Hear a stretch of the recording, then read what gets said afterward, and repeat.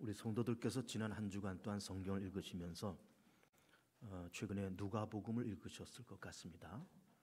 그래서 오늘 성경 본문도 누가복음을 선택해서 믿음과 인내 이런 제목의 말씀을 드리도록 하겠습니다. 신구약 성경은 전체 66권 이렇게 돼 있고 구약이 39권, 신약이 27권 이렇게 돼 있죠. 그러면서 이 성경을 이렇게 창세서부터 말라기까지 또 마태복음서부터 요한계시록까지 이렇게 신구약 성경을 순서대로 이렇게 암기하는 것은 참 유익합니다. 창세기, 출애굽기, 레위기, 민수기, 신명기, 여호수아 이렇게 쭉 해서 이렇게 요한계시록까지 순서대로 외우면 참 좋겠고, 그리고 이제 그것도 중요하지만은 그 성경을 이게 주제별로 이렇게 묶어서 외워두는 것도 참 유익합니다. 예를 들면은 이제 구약 성경은 우선 창세기서부터 신명기까지를 율법서 얘기하죠. 율법서 혹은 오경, 모세 오경 이제 그렇게 얘기하고, 그리고 여호수아서부터 에스더까지를 역사서, 그리고 욥기서부터 아가서를 시가서, 그리고 이사야서부터 말라기까지를 예언서 이렇게 얘기합니다. 그리고 신약에 넘어오면은 이제 마태복음부터 요한복음까지를 복음서, 또 특별히 마태, 마가, 누가는 공관복음이라 그렇게 얘기합니다. 공관, 같이 봤다 그 말이에요. 그러면서 그 복음서가 끝나고 나서 사도행전은 이제 역사서로 분류하고, 로마서부터 유다서까지를 이제 서신서, 그리고 마지막에 계시록 이렇게 분류를 합니다. 그러면서 그 서신서도 주제별로 이렇게 나누면서 교리서신, 옥중서신, 그리고 목회서신, 그리고 일반서신 이렇게 분류하면서 그 교리서신은 로마서와 고린도 전후서와 갈라디아서, 그리고 옥중서신은 사도 바울이 로마 감옥에서 썼다라고 그래서 에베소, 빌립보, 골로새, 빌레몬 이 네 권을 옥중서신 그렇게 얘기하고, 또 사도 바울이 디모데에게 혹은 디도에게 목회에 관한 부분을 썼다 그래서 목회서신 그러면서 디모데 전서, 후서, 디도서를 목회서신, 그리고 나머지를 일반서신 이렇게 분류를 합니다. 이렇게 신구약 성경을 이렇게 순서대로 그리고 주제별로 묶어서 외워두면 상당히 유익합니다. 그래서 예를 들어서 욥기 그러면은 이거는 구약 성경의 그 시가서에 들어가는 그런 책이로구나. 또 고린도 전서, 후서 이거는 사도 바울이 쓴 교리서신이구나. 에베소서 그거는 사도 바울이 옥에서 쓴 옥중서신이구나. 그러면서 이 신구약 성경을 이렇게 순서대로 또 주제별로 이렇게 외워두시면 상당히 유익합니다. 그러면서 이제 우리 성도들께서 최근에 누가복음을 이렇게 보시면서 마태, 마가, 누가는 이제 말씀드린 것처럼 공관복음이라 했습니다. 예수님의 탄생과 삶과 죽음과 부활을 마태도 그리고 마가도 누가도 동시에 같이 봤다. 그래서 같이 봤기 때문에 공관복음이다. 그렇게 이야기를 합니다. 그러면서 우리가 그 전에 구약 성경을 읽을 때에는 그 이스라엘의 연대표, 연대기를 좀 잘 알자. 그러면서 뭐 주전 1000년, 900년, 또 721년, 586년 이런 얘기를 오랫동안 했잖아요.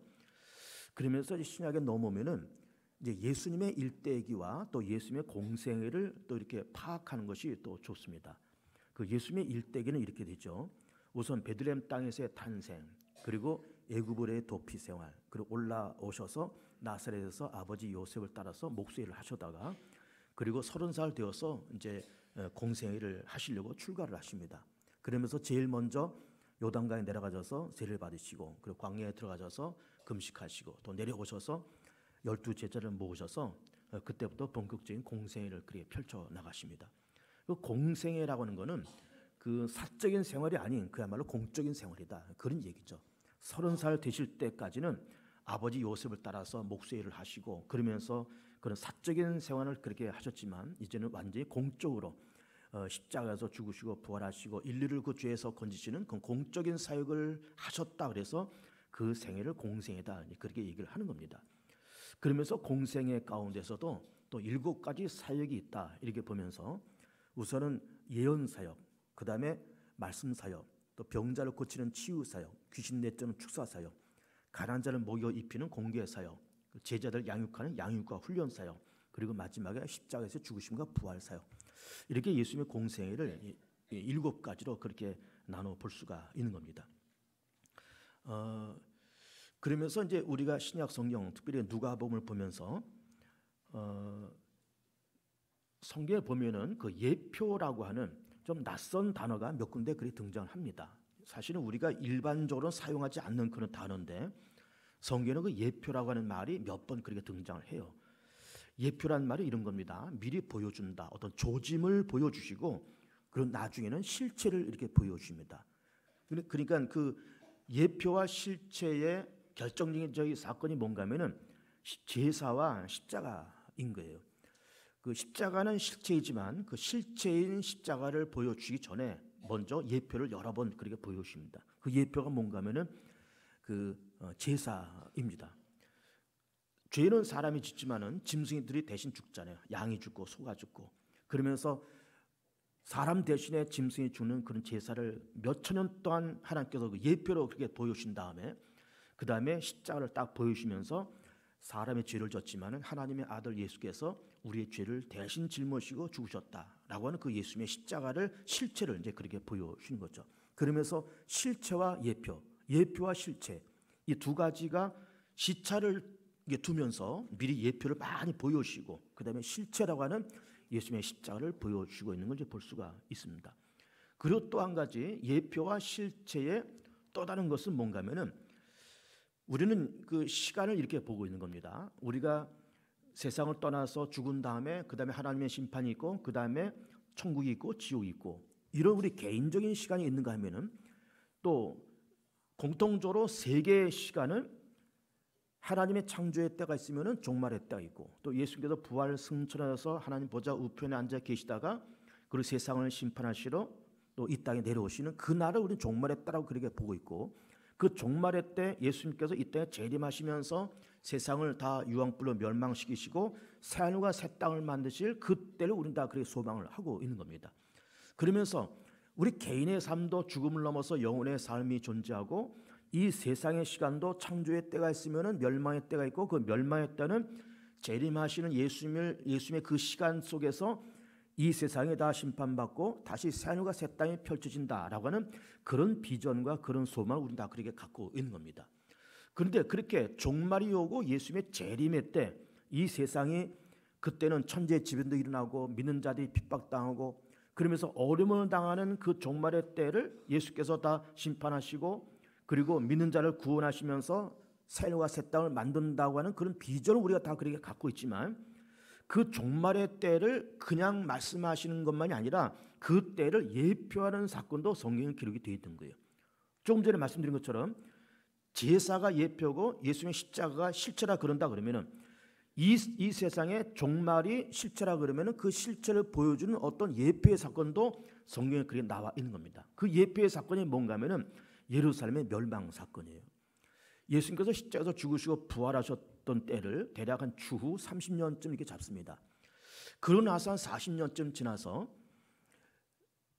로마가 침략해 오면서 예루살렘이 돌 위에 돌 하나 남지 않고 다 멸망당하는 그런 역사가 그렇게 70년에 그렇게 벌어집니다. 물론 그렇게 한 거는 이스라엘 민족이 하나님의 아들 예수 그리스도를 십자가에 못 박아서 죽이는 거기에 대한 하나님의 징계의 차원으로 하나님께서 예루살렘과 유대인들을 그렇게 무찔러셨던 겁니다. 로마를 도구로 삼아서 그렇게 하신 겁니다. 물론 예수님께서 이 땅에 오실 때 죽으시려고 오신 거죠. 만백성을 그 죄에서 건지시려고 이 땅에 오셨고 십자가에서 죽으시려고 이 땅에 오셨지만 그러나 그 과정 속에는 이스라엘의 반역과 불순종 이런 것들이 다 있었던 겁니다.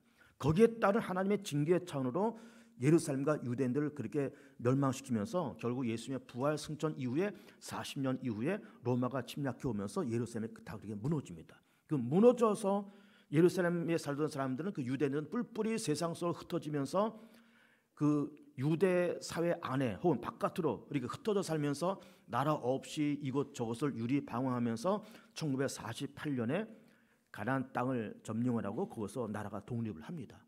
그러니까는 70년서부터 1948년이니까는 그 시간이 얼마입니까? 무려 한 1800년이 되는 것 아니에요? 그래서 우리는 그 시간을 흔히 2000년이라는 시간을 그렇게 잡으면서 하나님의 아들 예수 그리스도를 십자가에 못 박아 죽이는 유대인들의 그 죄와 허물과 불순종 여기에 대한 하나님의 진노의 찬으로 예루살렘을 하나님께서 로마를 통해서 그래 무찌르시면서 그러면서 나라 없이 주권 없이 2000년 동안 유리방황하는 그런 역사가 유대인의 사회 속에 그렇게 있었다라고 하는 겁니다. 그러면서 주 70년에 있었던 예루살렘의 대함락 사건, 로마의 대침략 사건이 마지막 예수님께서 재림하시면서 이 세상을 심판하실 마지막 재앙의 예표였다는 거죠. 그러니까는 마지막 세상의 종말이 이게 실체인데 이 실체를 보여주기 위한 어떤 예고적인 사건, 예표적인 사건이 바로 로마의 대침략 사건이었다라고 하는 거예요. 그 침략 사건이 오늘 본문 누가복음 21장에 기록이 되어 있는 겁니다. 그래서 우선 20절 말씀을 먼저 보겠습니다. 20절을 보면 너희가 예루살렘이 군대들에게 에워싸이는 것을 보거든 그 멸망에 가까운 줄을 알라. 예루살렘이 군대에 에워싸였다. 이거는 로마의 대침략을 얘기하는 겁니다. 주 70년에 예수님께서 부활 승천하시고 나서 40년 후에 70년에 로마의 대침략 사건을 말하는 것이고 로마 군대가 예루살렘을 에워싸이는 것을 보거든 멸망에 가까운 줄 알아라. 그러면서 예루살렘이 함락됐는데 함락된 것만이 문제가 아니라 그 예루살렘에 무너진 그 멸망 사건은 마지막 예수께서 재림하셔서 세상에 종말이 올 거를 미리 보여주는 예고편이요 예표였다라고 하는 거예요. 예표였다.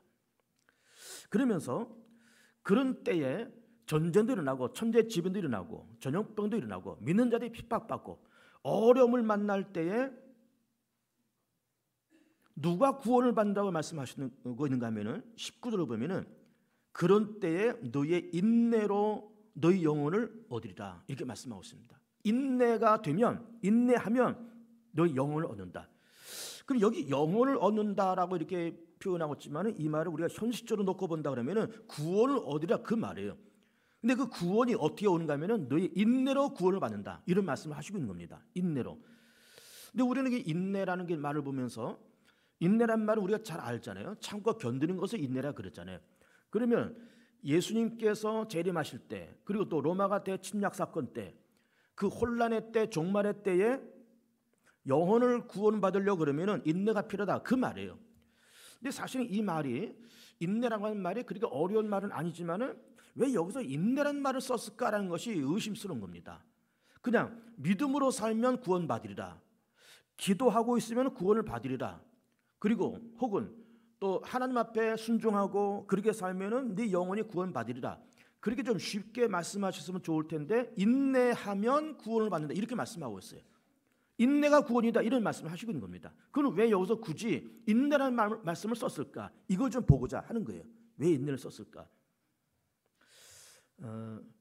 그러니까 마지막 때가 돼 갈수록 우리가 사는 세상에는 믿음에 변질되는 사건이 있다는 거죠.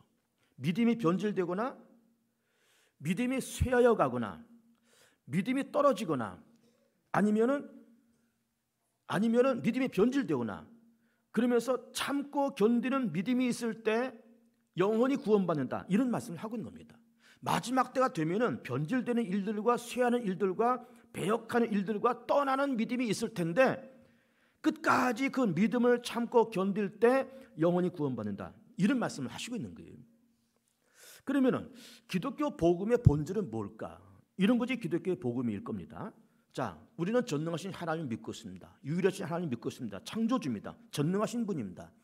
그분에 의해서 말씀으로 세상을 창조되고 인간도 창조되었습니다. 그러나 인간은 죄를 졌습니다. 그래서 이 땅에는 죽음의 권세가 찾아왔고 사망 권세와 사단의 권세가 찾아왔습니다. 인간은 죽을 수밖에 없는 존재가 되었습니다. 하나님은 그러나 독생자 예수를 이 땅에 보내셔서 예수님께서 우리의 허물과 죄를 담당하시고 십자가에서 죽으시고 부활하시면서 죽을 수밖에 없는 인류를 그 죄에서 사망 권세에서 사단의 권세에서 하나님의 아들 예수 그리스도는 우리를 건져오셨습니다. 그리고 부활 승천하시면서 성령을 우리 가운데 보내시면서 성령이 우리 마음을 감동해서 예수님을 믿게 만들고 성령님께서 감동하시면서 우리를 회개하게 하고 성령의 도우심 속에서 우리는 이 생을 그렇게 살고 있는 겁니다. 그래서 우리는 성삼위 하나님을 믿고 우리는 예수님을 통해서 하나님께로 갈 수 있고 예수님을 통해서 죄사함 받고 예수님을 통해서 구원받는다고 하는 이 진리를 우리는 알고 있습니다. 그러면서 하나님의 영원성, 하나님의 전능함, 하나님의 창조 그리고 말씀의 영원성 그리고 하나님의 창조와 세상의 종말 이런 것을 이런 기본적인 진리를 다 알고 있는 거예요. 이것이 기독교의 복음의 핵심이고 복음의 그 내용들인 거잖아요. 그런데 이런 복음에 대한 내용들과 믿음에 대한 내용들이 변질되는 일이 온다는 거예요. 이 믿음이 쇠어져가는 일들이 온다는 겁니다. 그 믿음이 떨어지는 그런 문화와 환경이 온다는 거예요. 참고 견디고 나아가는 사람이 점점 줄어든다는 겁니다. 믿음이 변질되는 시대가 온다는 거예요. 그럼 왜 믿음이 변질되고 믿음이 떨어질까? 몇 가지 그 예를 한번 들어보겠습니다. 이런 일 한번 들어볼게요. 예수 믿으면서 살면서 우리는 많은 기대가 있습니다. 그러면서 예수 믿으면 좋은 일이 많아져. 예수 안에서 그 영혼이 잘되고 범사 잘되고 강건해지고, 예수 믿으면 병도 낫고 자녀들 다 잘되고 다 좋은 일이 생겨. 기도하면 응답받아. 우리는 예수를 믿고 교회를 다니면서 좋은 일이 많아질 거를 기대하면서 다 그렇게 살고 있는 거예요. 그런데 물론 좋은 일도 있겠지만 때로는 세상 살면서 실망스럽고 어려운 어떤 환경이나 그런 일을 만나는 겁니다. 예를 들면 덜커덕 병에 걸리기도 하고, 사업이 무너져서 어떤 물질적인 손해를 보기도 하고, 사고도 만나고, 예기치 않은 어떤 어려움도 만나고, 그러면서 그 어려움의 일을 만나면서 어떤 일이 벌어지는가 하면은 하나님에 대한 의심이 생기는 거예요. 하나님이 정말 계시는 거야? 정말 내가 예수 믿어서 하나님의 자녀가 되었어? 그러면 하나님의 내 아버지가 내가 자녀라 그러면은 나한테 좀 좋은 일을 좀 만들어 주시고, 그야말로 푸른 풀밭 쉴만한 물가를 인도해 가시고, 정말 영과 육으로는 좋게 만들어 가시고 그렇게 하시지, 왜 나를 이렇게 어렵고 힘든 일을 만들어 가실까 하면서 하나님을 의심하고 하나님의 존재를 의심하고, 그러면서 믿음이 살짝 떨어지는 거예요.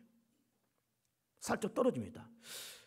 기도를 많이 했는데 기도에도 응답이 없네. 기도에도 별거 없네.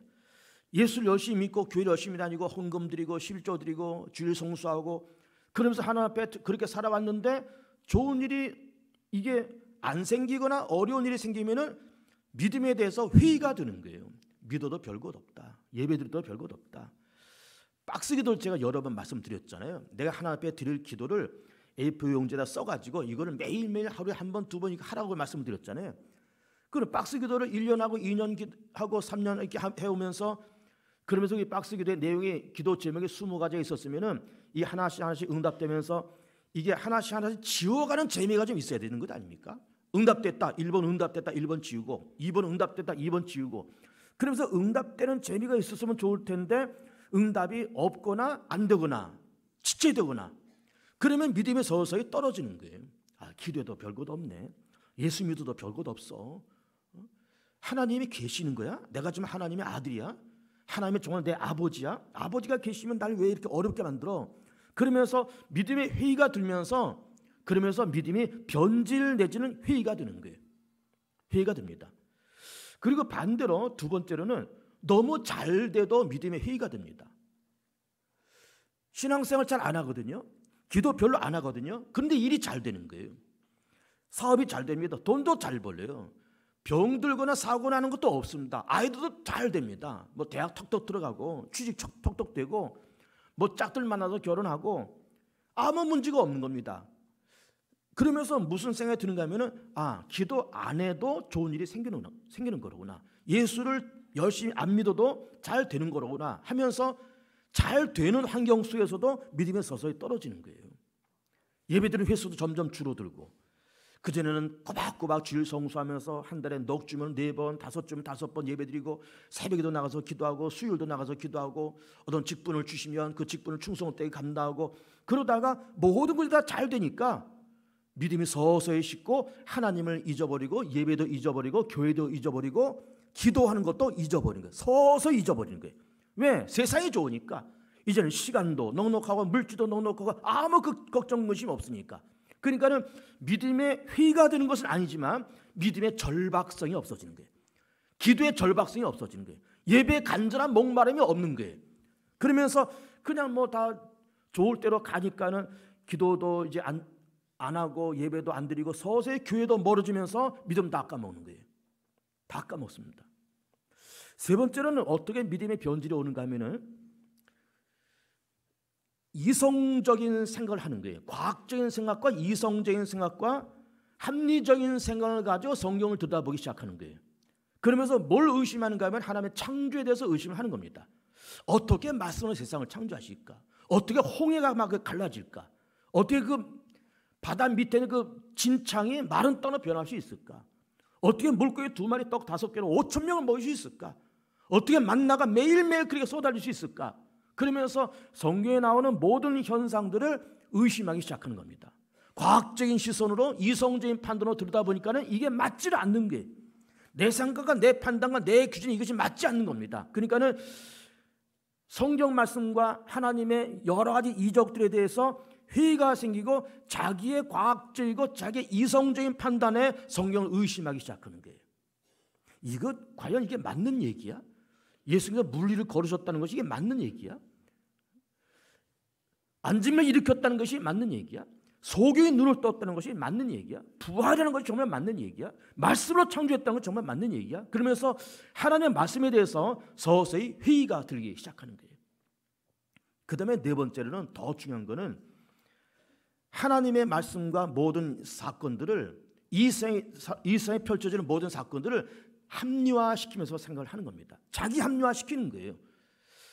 우리는 학교 다닐 때 진화론을 공부했잖아요.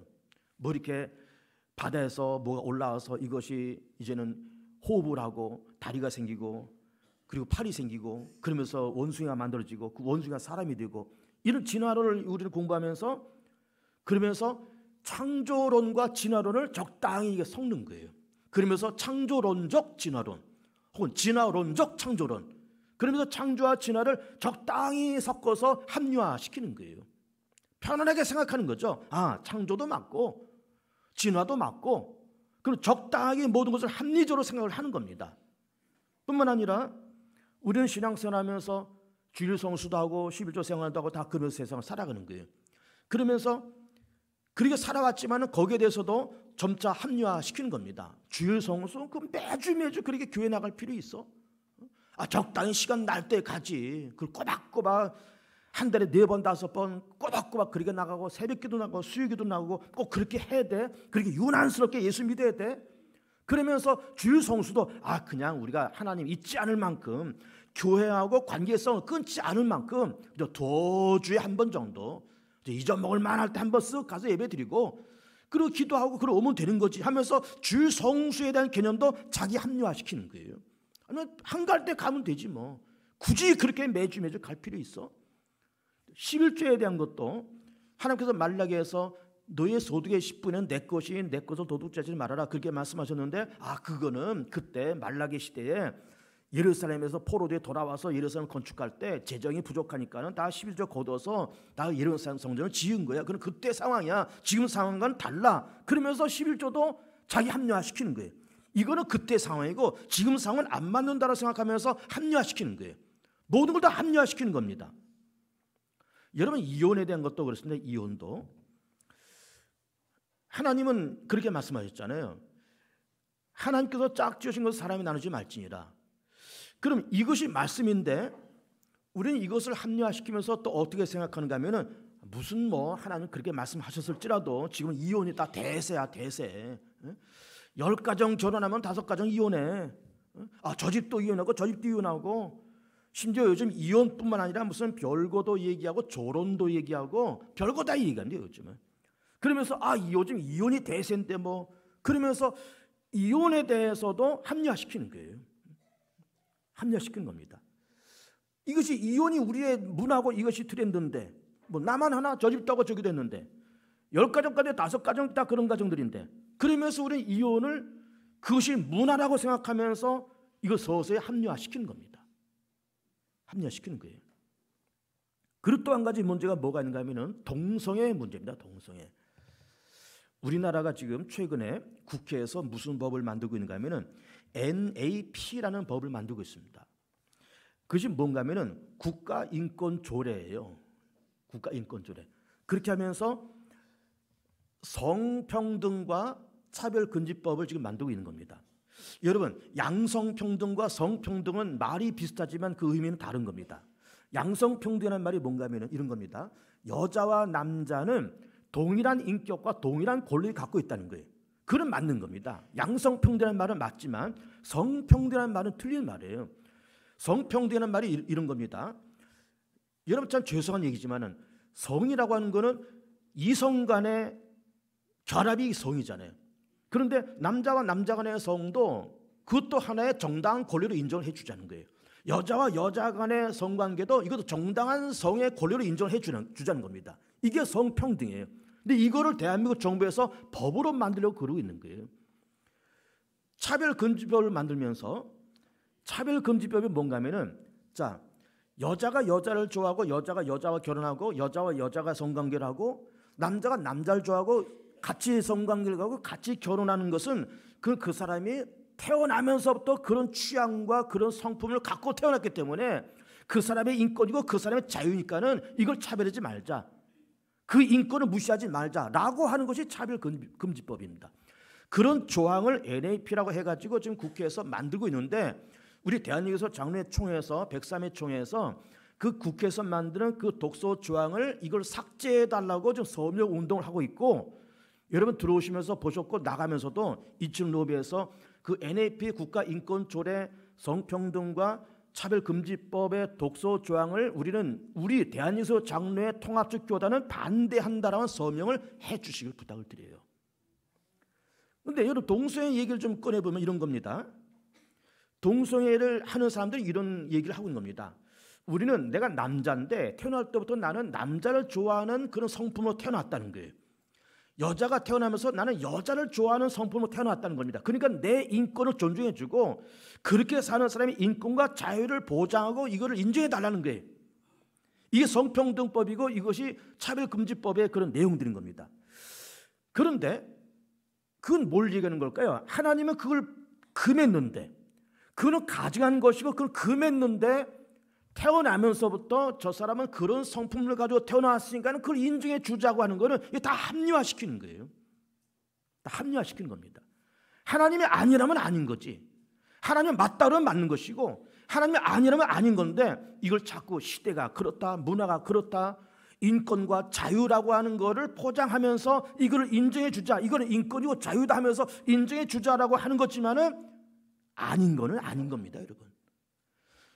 왜 이런 말씀 드린가 하면은 너희 인내로 너희 영혼을 얻으리라 하는 이 말씀은 마지막 때가 되면은 믿음을 버리고 천재지변과 전염병과 전쟁과 난리와 난리 소문이 일어난 그런 때가 될 텐데 그런 마지막 때가 돼 갈수록 믿음을 순수하게 보수적으로 지키는 사람이 영혼을 얻는다는 거예요.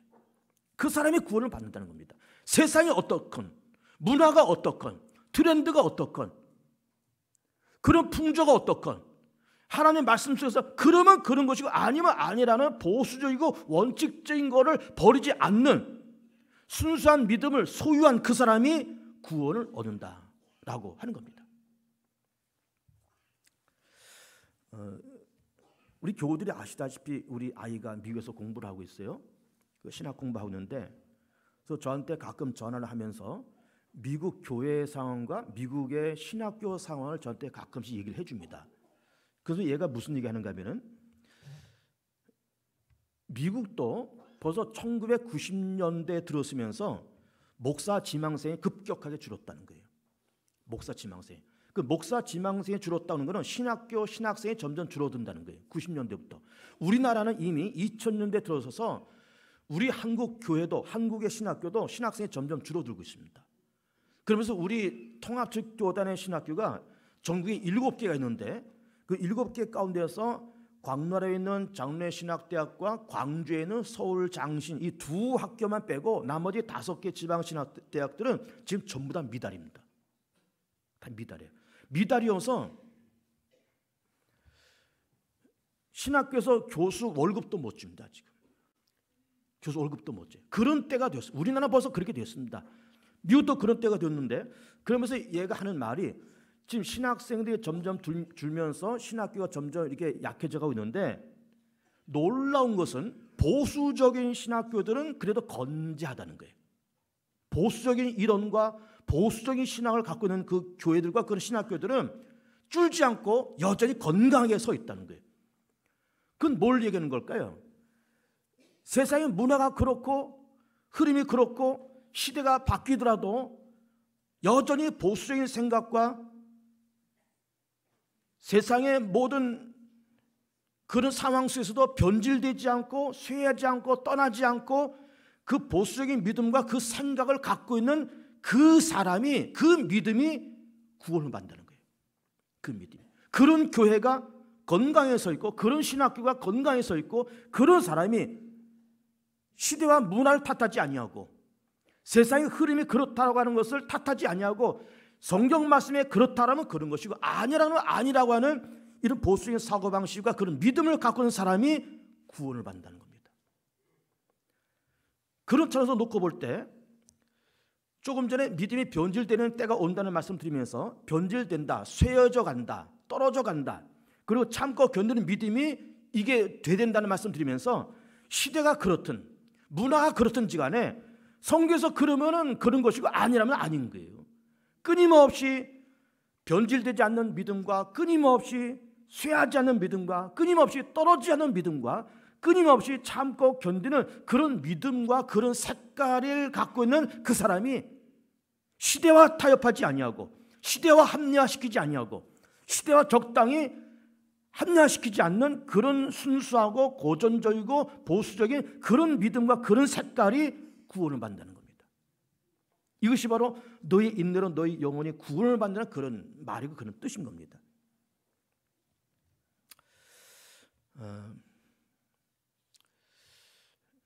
하나님의 말씀 속에 거기 더하지도 말고 빼지도 말고, 그렇다 그러면 그런 것이고 아니라면 그건 아닌 것이고, 이혼하지 말어 그러면 안 하는 거예요.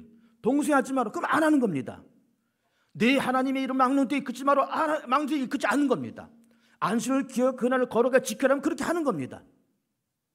살인가는 도둑질하지 말라면 그렇게 하는 겁니다. 거짓 증거하지 말고 이웃을 참수하지 말고 탐내지 말라면 그렇게 하는 거예요. 하나님 위에 다른 신을 두지 말라면 다른 신을 두지 않는 겁니다.